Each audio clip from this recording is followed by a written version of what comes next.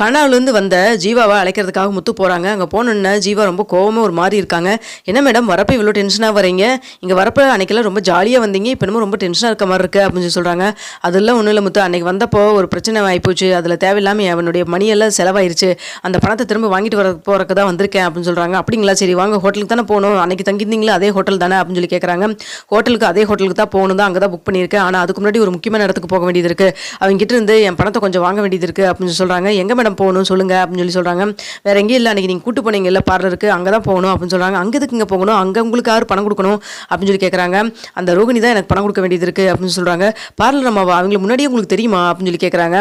முத்து கொஞ்சம் அங்கே வரைக்கும் போங்க, அப்புறமேல் பேசிக்கலாம் அப்படின்னு சொல்கிறாங்க. சரின்னு சொல்லிட்டு அங்கேயும் கொண்டு போய் விடுறாங்க. விட்டதுக்கப்புறம் அங்கே போய் ரோகிணிகிட்ட, இங்கே பாருங்கள் தேவையில்லாமல் இன்றைக்கி என்கிட்ட ஏமாற்றி அவ்வளோ பணத்தை நீங்கள் வாங்கிட்டீங்கல்ல, அது மட்டும் இல்லாமல் 27 லட்ச ரூபாய்க்கு பதிலாக எக்ஸ்ட்ரா வேறு வாங்கிட்டீங்களே, ஒழுங்காக அந்த பணத்தில் திரும்ப கொடுத்துருங்க, அப்படி இல்லைன்னா பாருங்கள் மனோஜ் என்னை ஏமாற்றிட்டான்னு சொல்லிட்டு நான் கேஸ் போட வேண்டியது இருக்கும் அப்படிங்கிற மாதிரி ரோகிணி சொல்கிறாங்க. இதை கேட்டு ரோகிணி, அதெல்லாம் உங்களால் முடிஞ்சது நீங்கள் போய் பார்த்துக்குங்க அப்படின்னு சொல்கிறாங்க. நீங்கள் உங்கள் ஃபேமிலி கிட்ட அந்த பணத்தை திருப்பி கொடுக்க வேண்டிய பணத்தை கொடுக்காம உங்களை பர்சனல் செலவுக்கு தானே வச்சுட்ருக்கீங்க, இந்த விஷயம் எனக்கு நல்லாவே தெரியும் அப்படின்னு சொல்கிறாங்க. என்ன சொல்கிறீங்க அப்படின்னு சொல்லி கேட்குறாங்க. ஒன்றும் தெரியாதவன்னு நடிக்காதீங்க, அந்த பணத்தை வச்சு நீங்கள் தனியாக இப்போ ஒரு பிஸ்னஸ் ஆரம்பிச்சு ஒரு கடை வச்சு நடத்திட்டு இருக்கீங்க, எல்லா விஷயம் எனக்கு தெரியும், தெரிஞ்சதுங்காட்டு தான் நான் திரும்ப இங்கே வந்திருக்கேன், ஒழுங்காக என் பணத்தை கொடுத்துருங்க, அப்படி இல்லைன்னா பாருங்கள் உங்கள் மனோஜோட நான் தன்னால் பழகினதுக்கு என்னை ஏமாற்றிட்டாங்கன்னு சொல்லிட்டு நான் கேஸ் கொடுத்துட்டு போயிட்டே இருப்பேன், எனக்கு என்ன கல்யாணம் ஆகலை, அதனால் உங்கள் லைஃப் ஒரு பெரிய கேள்விக்குறியாயின்னு பார்த்துக்குங்க அப்படின்னு சொல்கிறாங்க. இதை கேட்டு உன்னால் என்ன பண்ண முடியுமோ அதை போய் பண்ணிக்க நீ அப்படிங்கிற மாதிரி சொல்லிட்டு இருக்கிறாங்க. நான் பண்ணத்தான் போகிறேன் அப்படின்னு சொல்லிட்டு ரொம்ப கோவமாக கீழே வராங்க. வந்து பார்த்துட்டு முத்து, என்னாச்சுங்க மேடம் இவ்வளோ சண்டை போட்டு இவ்வளோ கோவமாக வரீங்க, என்னாச்சு, பார்லர் என்ன சொன்னாங்க அப்படின்னு சொல்லி கேட்குறாங்க. அவங்க தானே அவங்க எங்கிட்ட இருந்து பணத்தை எல்லாம் பிடிங்கிட்டு இப்போ கொடுக்க முடியாதுன்னு சொல்கிறாங்க அப்படின்னு சொல்கிறாங்க. பணமா, எனக்கு ஒன்றுமே புரியலையே அப்படின்னு சொல்கிறாங்க. மனோஜ் இருக்கா, மனோஜ் அவருடைய ஒய்ஃப் தான் இவங்க, தேவையில்லாமல் எங்கிட்ட பணத்தை வாங்கிட்டாங்க, மனோஜ் உங்களுக்கு தெரியுமா அப்படின்னு சொல்லி கேட்குறாங்க.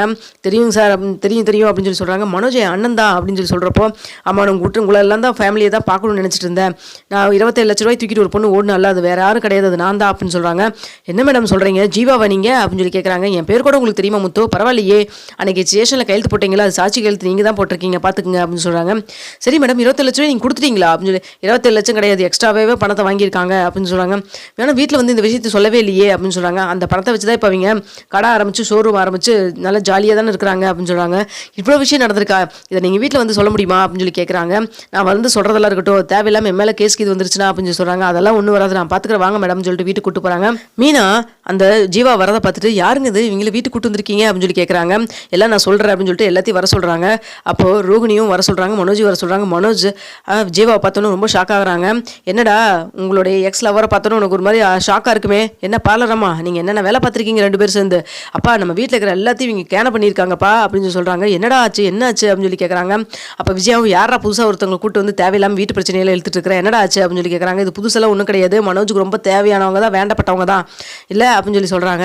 அப்போ மனோஜ் எதுவுமே பேசாமல் அப்படி முடிச்சுட்டு நிற்கிறாங்க. என்னடா உனக்கு தெரியுமாடா அந்த பொண்ணை முன்னாடி அப்படிங்கிற மாதிரி விஜயாவும் கேட்குறாங்க.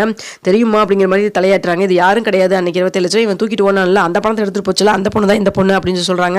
இதை பார்த்துட்டு அண்ணாமலை எப்படா இவங்க கண்டுபிடிச்ச அப்படின்னு சொல்லி கேட்குறாங்க. கண்டுபிடிக்கவே இல்லைப்பா, விதி விளையாடுத்து பாருங்க, கடைசியில் இவங்க கொண்டு வந்து என் கார்லேயே ஏற வச்சு கடைசியில் எல்லா உண்மையும் இவங்க சொல்லிட்டாங்க.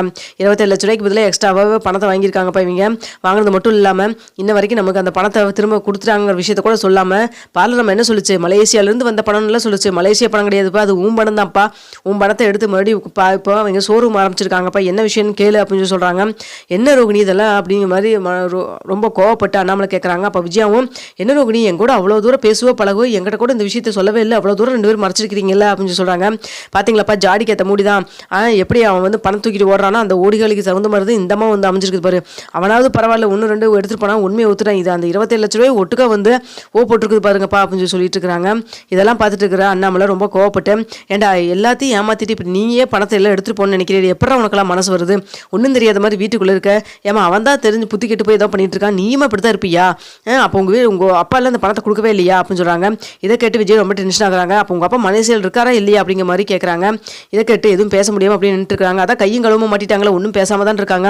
எனக்கு தெரிஞ்சு மலேசியாவில் அவங்க அப்பாவும் கிடையாது ஒன்றும் கிடையாது, மலேசியாவிலேருந்து ஒரு மாமா வந்தான்னு சொல்கிறாங்களா, அதுவும் பொய்யா தான் இருக்கும், அவரும் கூடிய சீக்கிரம் கையும் கழுவ மாட்டு வருப்பார் அப்படின்னு சொல்கிறாங்க.